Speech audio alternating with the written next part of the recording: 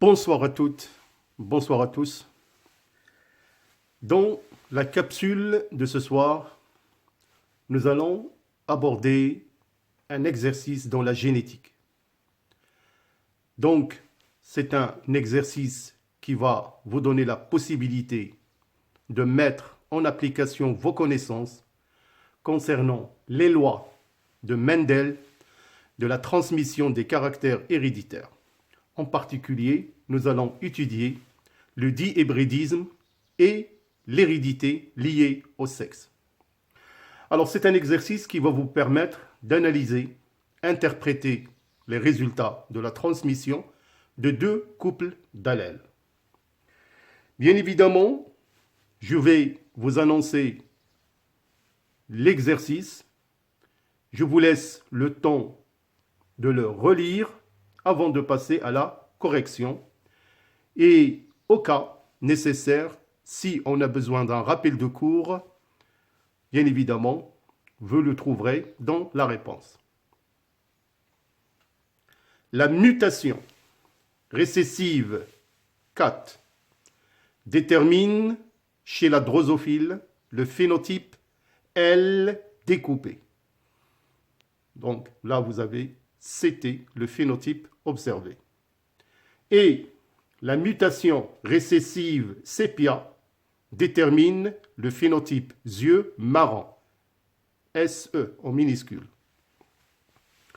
On croise une femelle double récessive et un mâle sauvage de lignée pure.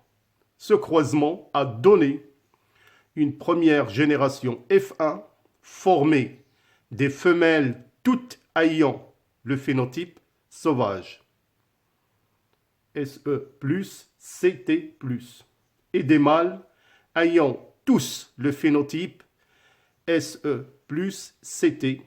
Le croisement entre une femelle de la génération F1 et un mâle de phénotype SE, CT a donné la distribution suivante. Alors là, vous avez le résultat du croisement du deuxième croisement entre la génération F1 et un mâle SE-CT.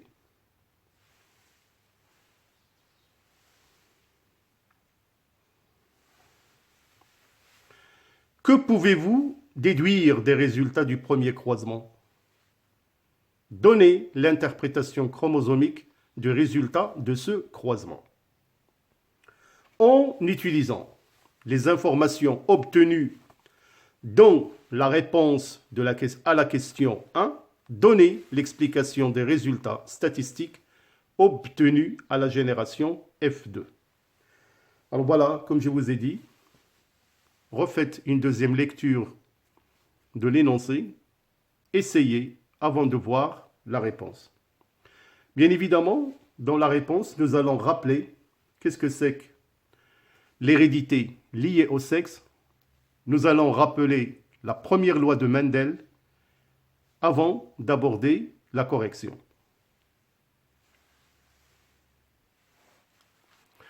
Alors, avant d'aborder la solution, je vais bien évidemment faire un rappel de cours concernant l'hérédité liée au sexe. Tout d'abord, rappelons la première loi de Mendel. Les individus de la génération F1 issus du croisement des parents de lignée pure sont homogènes et semblables à l'une des lignées parentales. C'est-à-dire que la réalisation de la première loi de Mendel stipule que les parents sont de lignée pure quand cette dernière est homogène. On l'appelle aussi la loi de l'uniformité des hybrides. Alors maintenant, nous allons voir comment on peut dire qu'un caractère héréditaire est lié au sexe. Alors, en ce qui concerne l'hérédité liée au sexe, Alors, cette hérédité liée au sexe, il fait exception à la première loi de Mendel. C'est-à-dire, on remarque qu'au niveau de F1, il est hétérogène, même si les parents sont de race pure. Quand on effectue le croisement réciproque, il ne donne pas le même résultat. On remarque que les mâles de F1 héritent le phénotype des parents femelles, les femelles de F1 héritent le phénotype des parents mâles.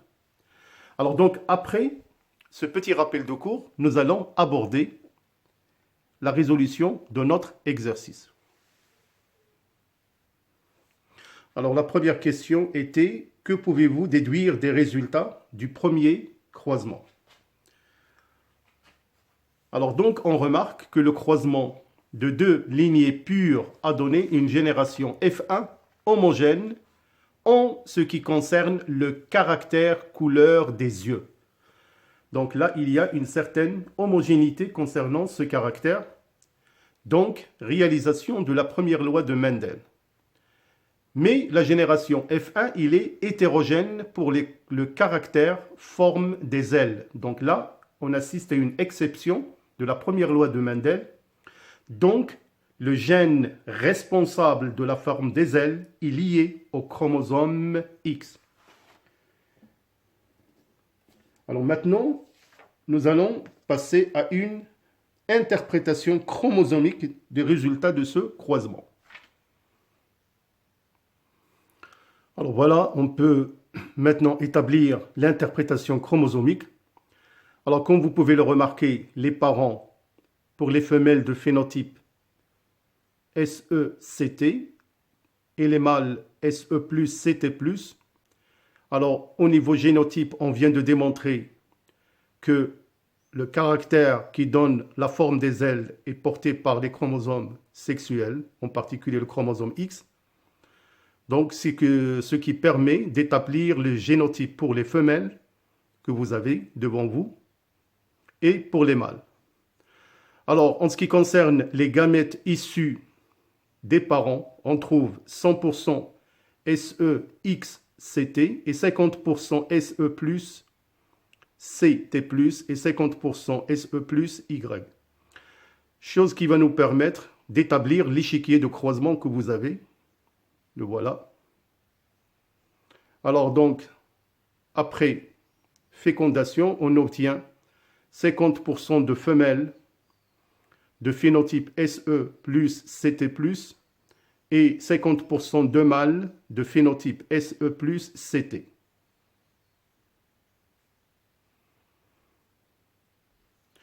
Donc, d'après l'interprétation chromosomique, on peut conclure que les résultats théoriques concorde avec les données expérimentales.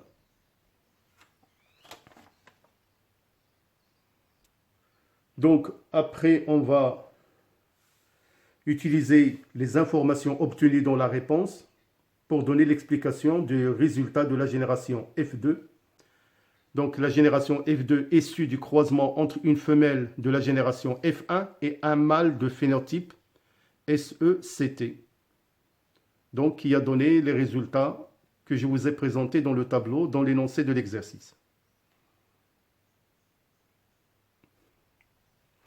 Alors, donc, l'interprétation chromosomique pour ce deuxième croisement. Donc, on a les parents de phénotype pour les femelles, pour les drosophiles mâles. Alors, ce qui nous permet bien évidemment de déterminer le génotype que vous avez devant vous. Alors, en ce qui concerne les femelles, ils peuvent produire 4 types de gamètes avec une proportion de 25%, 25% qui correspond à un quart. Par contre, pour les drosophiles mâles, on obtient un demi, 50% de gamètes SEXT, CT et 50% de gamètes SEY. Alors, une fois on a déterminé les gamètes, on peut bien évidemment établir l'échiquier de croisement que vous avez devant vous.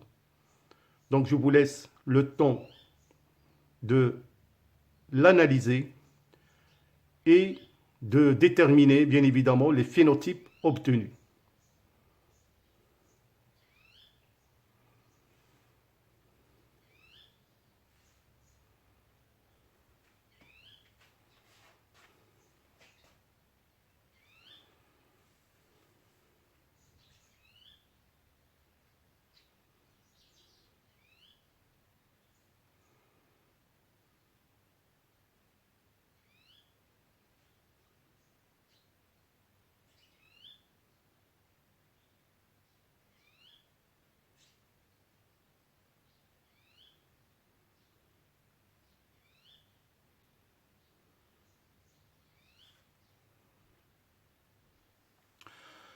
Alors donc on peut déduire comme conclusion que les résultats théoriques sont conformes aux résultats expérimentaux.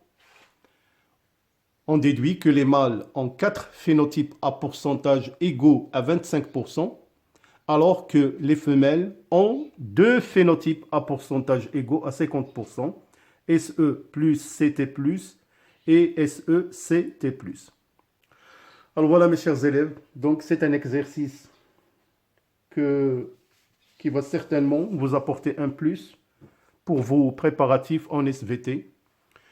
Alors je vous souhaite une bonne continuation. Bien évidemment, je vous donne rendez-vous pour d'autres capsules en SVT. Portez-vous bien, bonne soirée et bon courage.